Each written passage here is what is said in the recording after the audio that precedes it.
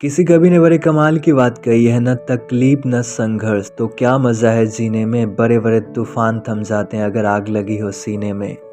आज की कहानी उन लोगों के लिए जो अक्सर ऊपर वाले से शिकायत करते हैं कि सारे समस्याएं हमारे लाइफ में ही क्यों आती है, क्यों हमें ही परेशानियों को झेलना पड़ता है, क्यों हमें रिजेक्शन फेलियर्स का सामना करना पड़ता है।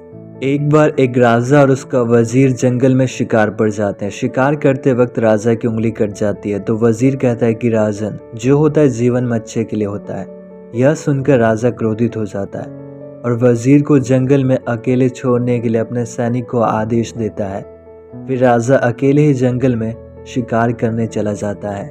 जैसे ही राजा जंगल में आगे जा रहा होता है, कुछ आदिवासी राजा को बंदी बना लेते और अपने साथ राजा को बलि देने के लिए ले जाते हैं। जैसे ही राजा की बलि देने वाले होते हैं तो पुजारी कहता है कि हम इस मनुष्य की बलि नहीं दे सकते क्योंकि इसकी उंगली कटी हुई है और यह मनुष्य अशुद्ध है। फिर आदिवासी राजा को छोड़ देते हैं। राजा अपने राज्य पहुंचता है और अपने सैनिकों को आदेश देता है कि जाओ और वजीर को जंगल से खोज के लेकर आओ। वजीर को वापस लाया जाता है। फिर राजा वजीर से पूछता है कि आपको कैसे पता था कि जो होता है जीवन में अच्छे के लिए होता है।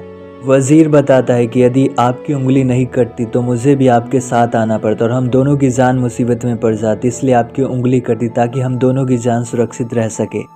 यह सुनकर राजा बहुत खुश होता है और वजीर की प्रशंसा करता है और वजीर का वेतन 5 गुना बढ़ा देता है।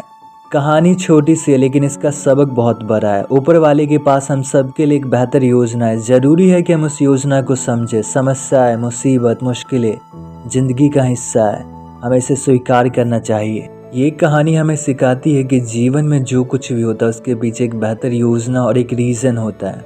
हमें उसको समझना चाहिए और कभी भी किसी चीज़ के बारे में शिकायत नहीं करना चाहिए क्योंकि जिसने हमें बनाया वो कभी भी हमें मुसीबत में नहीं डाल सकता। ऊपर वाले के पास हमेशा एक बेहतर योजना होता है।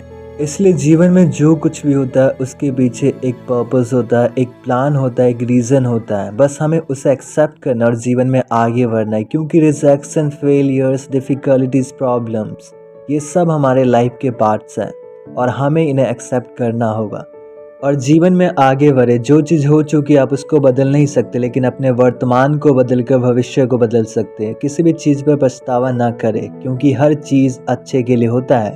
आप खुद को सुधार सकते हैं, अपने जीवन में आगे बढ़ सकते हैं। ये सब आपके माइंडसेट पर डिपेंड करता है कि आप प्रॉब्लम्स को, डिफ़िकल्टीज़ को किस नज़रिए से देखते हैं।